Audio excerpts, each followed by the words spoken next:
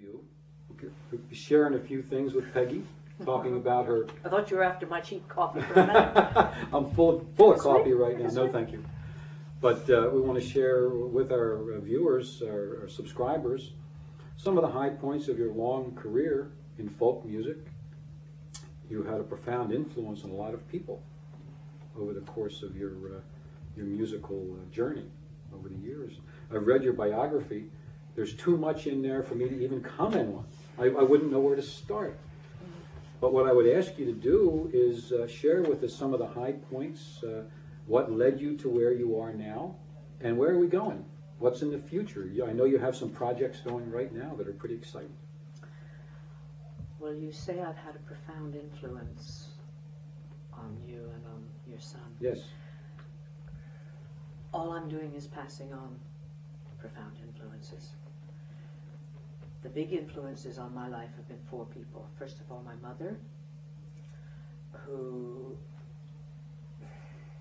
This is difficult to put because my father was the one who kind of doted on me. My mother was the Napoleon of the family, and she was assaulting domestic Moscows every day. And I didn't talk to her as much as I did to my father. But in terms of a role model, she really has become my role model in the last 20 years, because I realized what she faced as a mother and as a person who was trying to mix family and career. And since she's become one of the main composers of dissonant music of the century, Ruth Crawford Seeger, I have gained an illimitable amount of respect for her, the kinds of things that she did and the kind of person that she was. But she died when I was 18, which I grieve over and which I'm outraged at, because the time when I want her and I need her is now, when I'm 65. The second influence was my brother Pete, who was with me from my earliest memories. He was born in 1919, I was born in 1935. Different father, a different mother, same father. But he adored my mother, his stepmother, and he was down to our house whenever he could be. And I remember being this tall and coming up to Pete. We always walked around with nothing on in the house, us kids, and just putting my hand on the banjo strings, the way kids do. And he was my big brother, with his great big feet and his great big legs and his gangly arms. He always seemed, he seemed eternal to me, and he still does to a lot of people. And he always brought new songs. When my brother Mike and I started learning songs, we felt quite honored that Pete learned some of our songs. But he was a voice from the outside world in our happy, closed family life. The next influence was my lover and husband, Ewan McCall, with whom I lived for 35 years in England. Although my parents had what we called at the time progressive politics, what I learned from Ewan McCall was gut politics. Our family had been comfortable, and we chose to be progressive. Ewan McCall was brought up in working class England in what I think it was either Marx or Engels called the classical ground for capitalism, the classical, what was it he called it? Salford in Manchester, where I believe Engels had a factory where he employed workers. This is as I have it, I hope I got it right, and helped to support Marx in the writings. This was capitalistic exploitation at its most miserable for the working class and most profitable for the upper classes. And Ewan was brought up in one of these mean little streets with living on the very, very edge. And in his autobiography, Journeyman, he talks about what it was like to be brought up there. And it formed him for life. I take it, if I can interrupt you just for a second, what I'm hearing there is that particular time and place, he must have known what it was like to be cold and hungry a lot. Absolutely. Yeah, a lot of privation. Yeah. I mean, for instance, it was this level. At the school he went to, they were told to bring an orange for art class, and they couldn't afford an orange. He went to school with an onion. And the teacher just made his life miserable. This boy doesn't know what an orange is. That can either break you or build very strong character. It built him. Yes. And so what I got from him was theatrical background, approach to songwriting. I already played 3 instruments by the time I got to him. And I learned an intractable rage at the class system. I don't have gut politics. Even now I don't. I think this has to be bred in you, like Catholicism, that you get it when you're Yes. little. Yeah. But he was my, if anything, my most important amanuensis, really. The 4th one is my present partner, Irene Scott, who has brought me into ecology, or encouraged what I already had, a sense of injustice to the world, and a very, very good critical faculty of songwriting and of stage presence. It was she who said, you just got to be funny on stage. Your songs are so serious, you've just got to be funny. And so we worked out the business of the fact and fantasy book that I use when I'm on stage. Good. And it's like living with a cross between a hedgehog and an alligator. You come off stage and she won't tell you what you did that was right. She'll tell you what you did that was wrong. And you just have to assume that if it's a small list of things that you've done that was wrong, the rest must have been right. It was a pretty good show, right? You know. And when we're together, she'll before I go out on stage, she'll say, okay, let's see what you look like. And she'll tidy my hair. And if I put my dress on wrong side out, which I did once, she'll say, oh, your dress is wrong side out, okay, your shoes aren't polished, etc. And then she'll kind of push me out on stage. We worked together for a while, she and I, as a duo called No Spring Chickens. It's a funny story. Do you want to hear it? Yes. When Ewan MacColl died, we had been known as a duo in England. We quartered the country the way a hawk quarters a field. Up and down those roads, across, diagonal, we did it for 30 years. And our names were associated. So when he died, it was almost as if people didn't know who I was. I even had an agent tell me that I was a leftover of a dead duo. And we had this engagement to talk to a new agent for me because I was tired of agenting myself. And this was only 6 months after Ewan died. And we met this guy. I describe it on the sleeve of one of my latest CDs, Almost Commercially Viable. And he was a jaunty little man, what I call a cockerel of a man, with his little pigtail and his bulging filofax. And he came into this deserted Yorkshire, dreadfully barren Yorkshire pub where Irene and I were waiting for him. And he asked me for a demo. I was staggered. I'd been singing in the country for 30 years and he asks me for a demo. I mean, at that time it was like asking Pete Seeger to showcase. Mm-hmm. And so that filled me up and I went to the ladies' room to recover myself. And at that point he said to Irene, he said, well, she's no spring chicken, you know, and she's not commercially viable. Now both of those are true. I am not commercially viable. I try not to be, if you know what I mean. Yes. But at that time, that wasn't the right thing to say. No. Well, needless to say, he didn't work out. But Irene told me about what he'd said. And she said, we're going to make a CD, and we're going to call it Almost Commercially Viable, and we're going to call ourselves No Spring Chickens. And it worked. It made a really nice CD. Good. And she was... I hope you mailed him a copy. No, that's not a bad idea, but he probably didn't remember what he said. Who knows? I would hope people like that have a short memory. You know, they might convince themselves they'll get into heaven. But that CD's just been brought out over here by Sliced Bread. It's one of my favorites. One of my favorites. Good. Good. That's a good story. Only one cringe note on the whole thing. you know, the language is such a strong thing, and speaking a cruel thing like that didn't have to, why even say it? It just doesn't make sense, you know? Well, I learned that sometimes you look at people. My friend Irene has a good sense of looking at somebody and saying what they're like and how they will behave. I don't have that facility. I'm learning. I'm trying to develop it.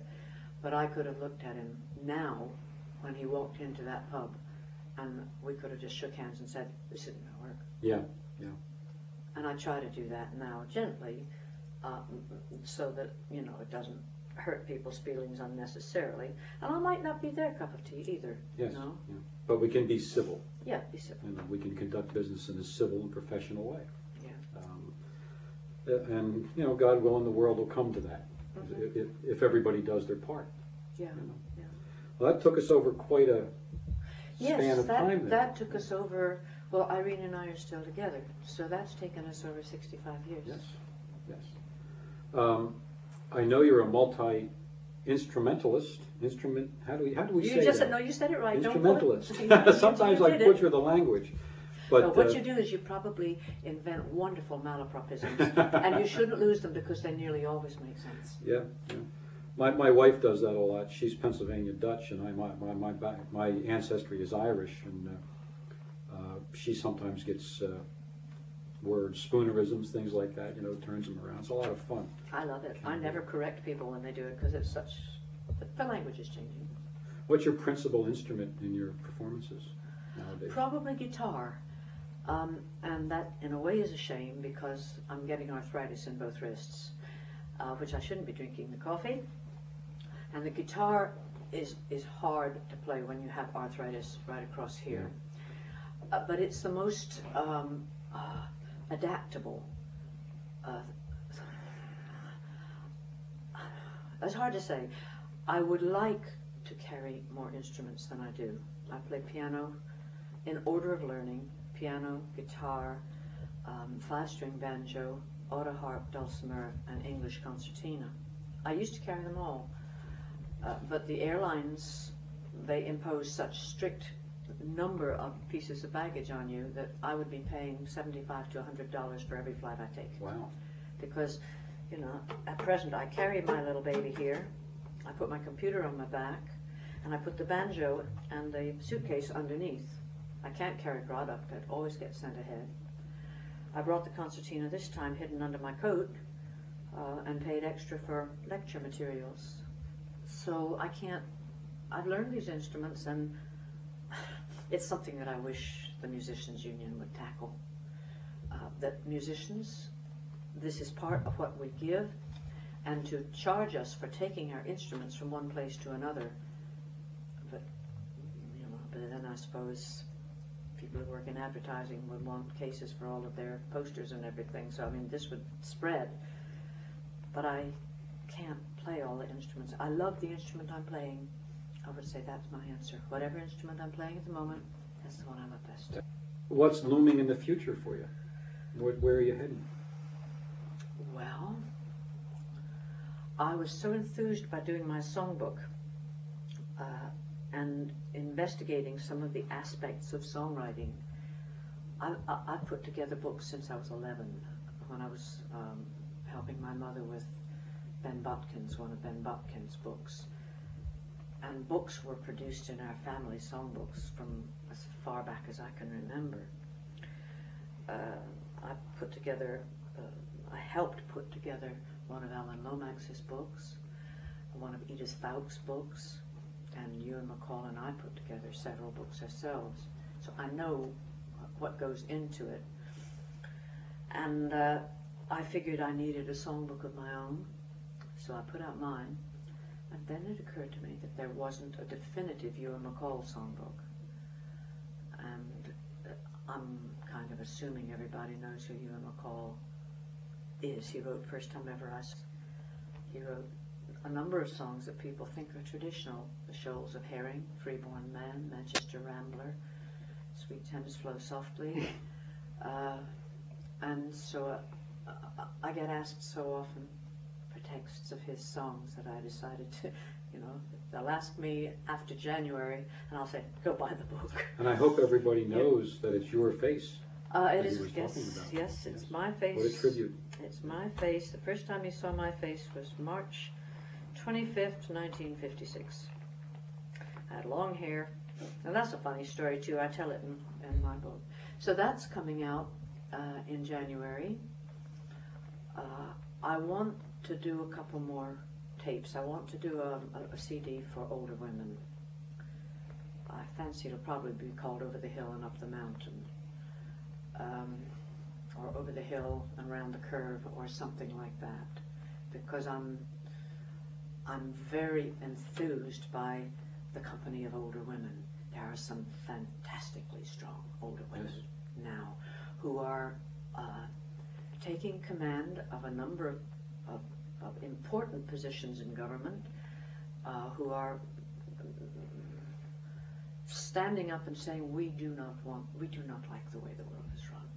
It's time that we said something. And older women have been discounted for so long. We have. Well, I suppose it's natural in a society where when you stop producing, you're redundant, you know. Yeah. And as women, we stop producing children, and whoop, we're out. Well, everything in our culture is aimed at youth. Yeah. And but an older man can marry a younger woman, you know. But an older woman is out of the running, so they think, haha. Well, there are some cultures who really, what's the right word? Revere the wisdom and the strength of older women. And older people. Yeah, older people. So, so that's what's in the offing. Show us your songbook there. And how is it available? Is it in bookstores or on the web? Or? It's been put out by Music Sales. Probably your best thing is to go to my website, which is www.pegseeger, PEGSEEGER.com, and that virtually tells you all about me that I want you to know. It tells you how to receive records, find out when new issues are put out. The songbook weighs 3.5 pounds, so work up your muscles before buying it. It's beautifully, it's got photographs in it, but its main visual feature is a little girl who runs all the way through. Jackie Fleming does cartoons for The Guardian in England, and she put together 3 books. She's feminist, and here's a little girl talking to her mother and showing her mother a book that says penis envy on it, and the mother says, I expect it means Freud wished he had a bigger one, dear. It's a man-friendly book, but the little girl is talking feminism. I arranged it chronologically because I was interested in my own process of songwriting. I was appalled by some of my earlier songs, which were not included at all, and I put in a couple of my earlier songs so that we could work on them in extended songwriting workshops, which we do. I sing this song and say, well, look, what's wrong with this? How could it be made better? What are its politics like? Are they acceptable? Are they constructive? I have two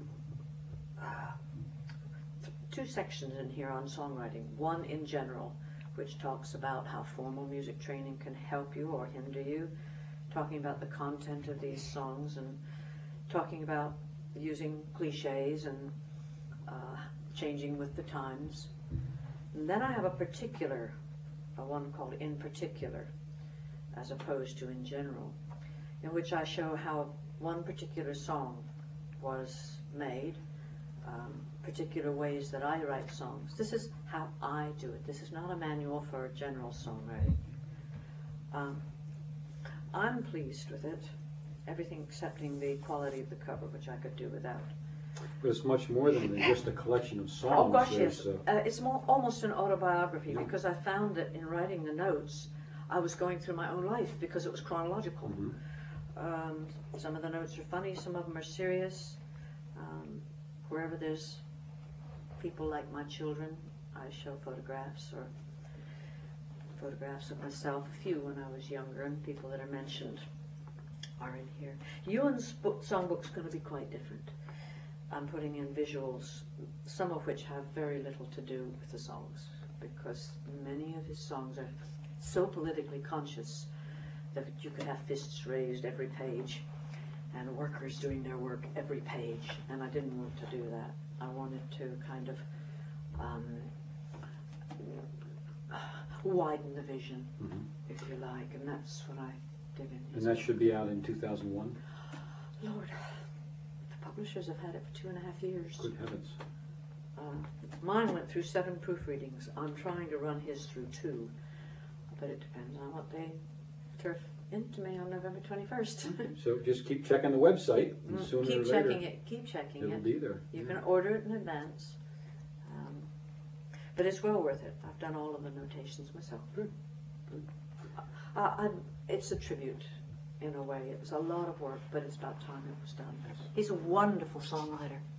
Wonderful songwriter. He was a wonderful teacher. He wrote 14 plays. Theater was his big love.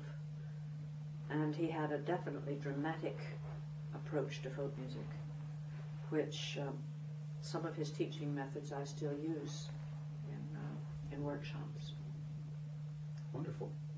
You have a heavy touring schedule now? I lightened it this year because of working on the book. The touring schedule's on the website. I like to do about 50 to 60 dates a year. I have touring months, and I like going to 1 or 2 festivals in the summer. The distances are very great over here. Now, I left this country when I was 20. When I came back at the age of 60, I had been touring in England for, well, 4 decades, and the distances here from one place to another are horrific. Yes, measured. Well, we live in a little town called Chrisfield on the eastern shore of Maryland. I've been there. Okay. Patrick told me one day, I saw Peggy Seeger in town. I said, you're nuts. You know, I should have listened to the boy. Yeah. You know? Yeah, we were there this last summer. Yeah. Very Our close to my office is on birthday. Main Street there. We have the Three Stooges. We have a Three Stooges poster in the window, and that's our office and our studio. Isn't that incredible? So, but Chrisfield's a neat little town, but it's 4 hours from everything. Could you give us a little bit on each of your instruments there? Just a short flavor, say, or a little bit of a Okay. of How your short? range, whatever you like, ma'am. Whatever song appeals to you, or Well, I haven't done my voice exercises this morning, so we might suffer.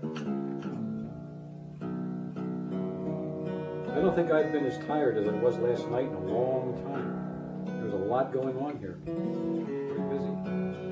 Well, usually I do voice exercises when I'm going to sing. Hi.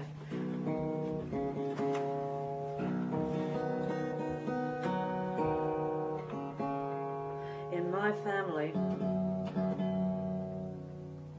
if somebody was singing a song, in my birth family, and then later in my created family, when someone was singing a song, you didn't interrupt a song when you started it, you finished it. Okay?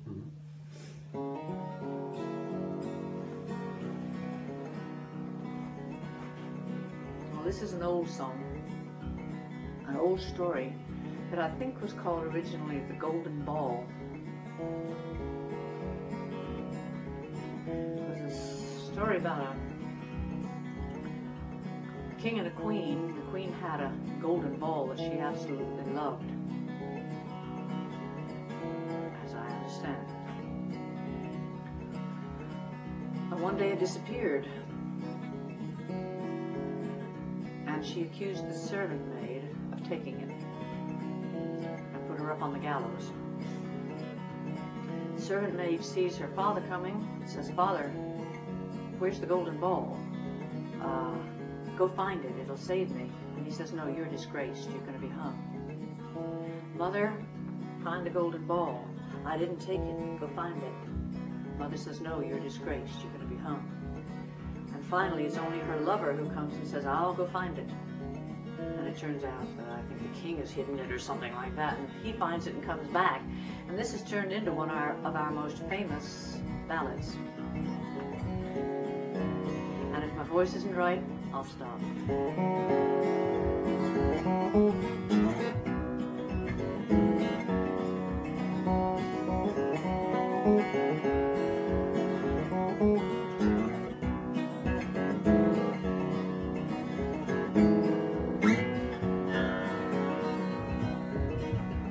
Hangman, hangman, slack up your rope, slack it for a while. I look over yonder and I see Paul coming for many a mile. Say, Paul, have you brought me no gold? Gold to pay my fine. No, sir, brung you no gold. Gold to pay your fine. I just come for to see you hanged all on the gallows line.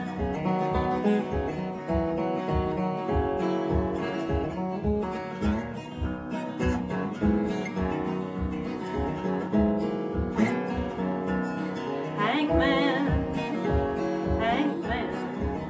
slack up your rope, slack it for a while. I look over yonder and see them all coming for many a mile. Say, Ma, have you brought me no gold? Gold to pay my fine. No, sir, brought me no gold. Gold to pay your fine. I just come for to see you hanged all on the gallows line.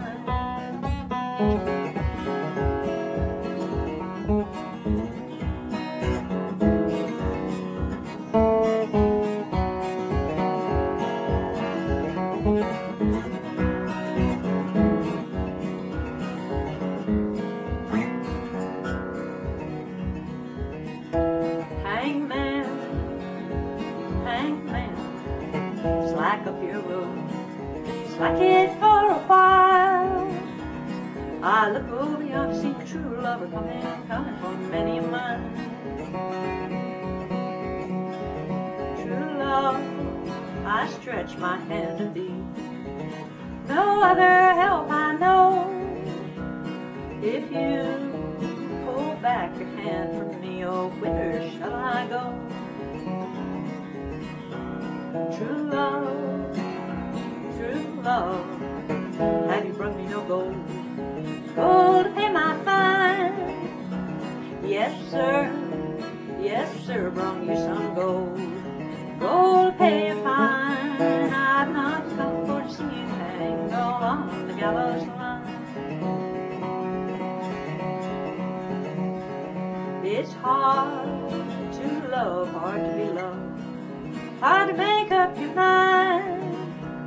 You broke the heart of many poor girls who love, but you won't break mine.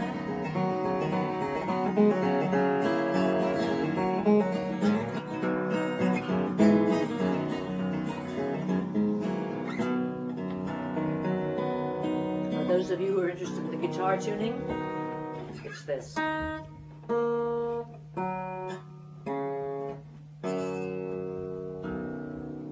And then you play as if in C. It's a C tuning, but gives you lovely bottom notes. Very nice. Yes. Very well done. Thank you. That was nice. I love the tuning. Yes. I also love the idea that, blood may run thicker than water in the ballads. It also runs much more often, runs constantly in the ballads. Yes. My son Callum now makes his living by music, and this is the latest. I've been waiting to make this CD for ages, ever since I fell in love with Irene, and this is dedicated to her. And Callum said it was quite amusing because he earns a lot of money at his business. He produces, directs CDs, and has 5 children to support. And I came to him and I said, Callum, I would really like you to completely take in hand my next CD. It was the one before this, actually, the one called Odd Collection. And I had done my homework, fortunately. I found out what he earned. And he said, Mom, when when we were teenagers, we had a different financial arrangement from what we would have to have now. He said, do you know how much I cost? I tried not to smile. I said, yes. I mean, this was when he was, 33 years old with 5 children to support. And I said, yes, I know. And he said, and you still want me? I said, yes, I did ask you. And I thought he was going to say yes immediately. Because this was a job that was going to take 3 weeks at a quite phenomenal amount of money. And I thought he was going to say yes. And he said, I'll think about it. Can we talk about it tomorrow? So we talked the next day, and he said, now look, Mom, when we were working together when I was a teenager, both Neil and I, that's his older brothers, and Neil and I would mention things to you, and you wouldn't listen. He said, that's why there's that flat note on such and such, and that's why you play too fast on such and such, and that's why da-da-da-da-da. He says, if I'm going to direct and produce this, you have to listen to me. So I said, fine. I was delighted. I was wonderful. Because he's a perfectionist. He is an absolute perfectionist. And it was a good album. But this one, because in our family with you and McCall, we didn't generally like electronic instruments. We didn't like programmed music. I'm just removing these horrible things for you while I talk and making extra noises. Okay. So this one, he's got a studio in his garage. He said, I'd like to record it there. And I want to experiment with some sounds, because these are almost all songs that I made up, and they're all new songs. They're not traditional. 2 of them are traditional. And so he said, I'd like to experiment with putting such and such. So we started. And then he very cautiously said, Mom, I really think it'd be nice to have some electric guitar on that. I said, okay. And he looked at me like this. And he said, excuse me, I just need to go to the toilet. So he went to the kitchen, and I went out because I wanted a glass of water, and I heard him saying to his wife, she said yes! She's listening. So there's some experiments on this. Good. And well, I listened to a couple of the cuts off it on the machine down in the hall there, and it's really good stuff. Oh, I Very love it. nice. Yes, I'm looking forward to getting back to our studio and playing the whole thing while we're working. In our well, actually, my desk is a recliner. I sort of tell Patrick what to do. I'm going to just look at my watch because someone else is coming Yes. in 10 minutes. But we're on a roll, so we might as well see if he can come back a little later. But I don't think he's going to knock. This song is not 10 minutes long, unlike one of my songs. It's much shorter. I'll give you one that I haven't put on a record yet. It's only been made up about 3 or 4 months. Did a gig in Lewiston, Maine. Unfortunately, the organizer had forgotten to pay me. And he walked me out to the car with his wife. And I said, excuse me, but I haven't been paid yet. So he said, oh, the check's back in the office. So he went dashing back there, and I started to talk to his wife. I will invariably talk to everybody and anybody. I really like talking to people, as you may have noticed. And her name's Crystal Nicholas, and she's a painter, lives in Maine. Really interesting to talk to, and because I really love what other people do. Put your finger in that. You need 2 fingers, finger and thumb, like that. Okay, Hold gotcha. it. That's it. And we were talking about painting Maine, the state, and she loves the state, and I love it too. It's too cold to live in. And I said, would you mind sending me just an example of what you do? So 2 weeks later, along comes a couple slides. I thought she'd forgotten, and a catalog for an exhibition that she'd given. I looked at this, and there were pictures by a lot of people in this exhibition. Something hit, some of these pictures. It was like I was looking back into some of the things my ancestors had seen. Almost all pictures of houses, peaceful scenes, things that make you feel good. And I thought, or I felt rather, what a wonderful time to be alive, what a privilege to be alive at all. And it made me think of all the good things that had happened to me. And this song virtually came in about 15 minutes, and it's about where I am now. It's called Heading for Home. My face to the sky, my back to the wind. Winter is entering my bones. My day has been long, nights drawing in, and I'm thinking of heading for home. And I'm thinking of heading for home. The cradle and grain, the fruit and the seed, the seasons mirror my own. The geese flying south are calling to me, and I'm thinking of heading for home. And I'm thinking of heading for home.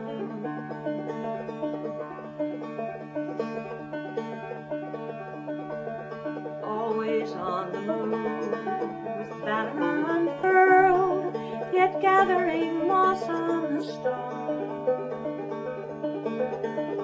I sing for the children and cry for the world, and I'm thinking of heading for home. And I'm thinking of heading for home.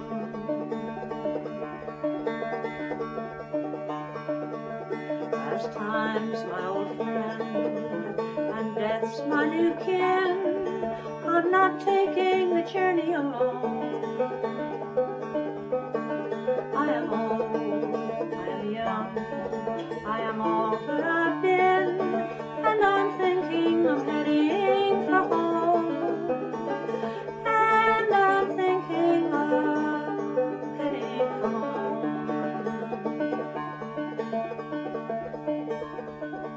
The memory of love will burn in my heart till embers and ashes are gone. The light in your window is my northern star, and each time I was heading for home. And each time I was heading for home.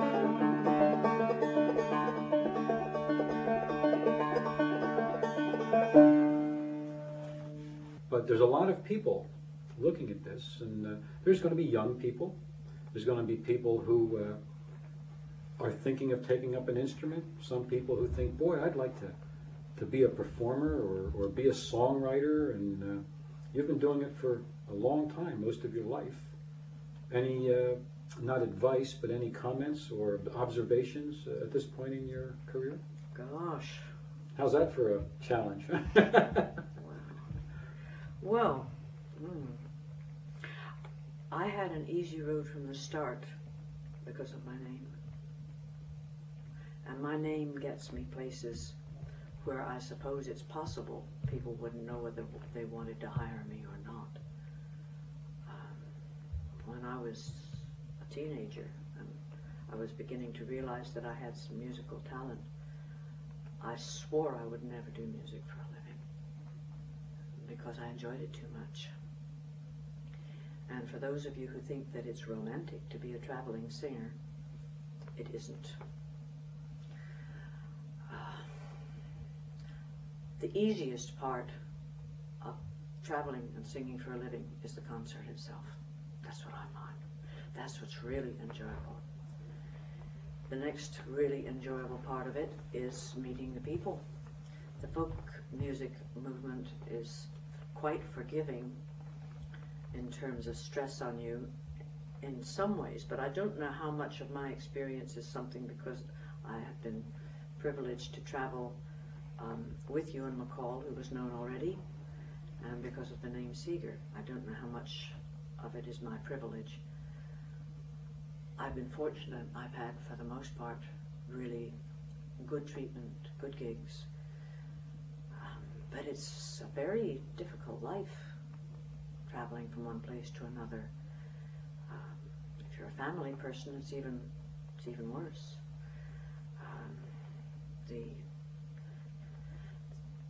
The airplane schedules, the traffic jams, lifting your stuff on and off from buses to rental cars.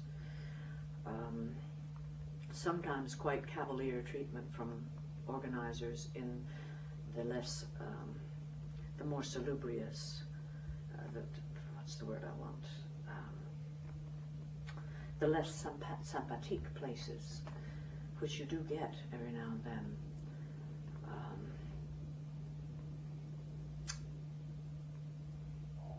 Depends on how much you love your music.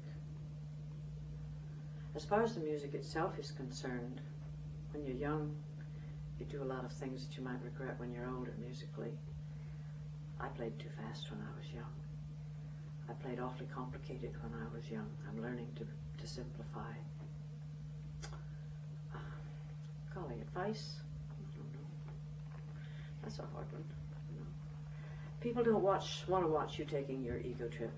They need something that includes them, something they can latch hold of. And just because you experience something and think that it's incredibly important doesn't mean that other people are going to. I suppose learn to listen to people when they criticize. Thicken your skin. I don't know, I feel as if I'm being a little bit, you'd have to know kind of about what my life's been like to know what this quote advice means. I'm going slower and thinking more now that I'm older. I really like being older. Parts of it I don't like. But getting a perspective on things is one thing that I like with my life. Treasure all your experiences, put all your experiences to use, even though they're not nice for you. It's what songwriting's about. In a way, you're an interpreter of experience for people. Learn about other people's music. Listen to other people. Keep an open mind. Not so open that you take all the trash in, like the famous cartoon where everybody's pouring garbage into the open mind. I don't know. There's a lot in there. Yeah. Yes. And remember that you're just as important as anybody else. Not more so, just as.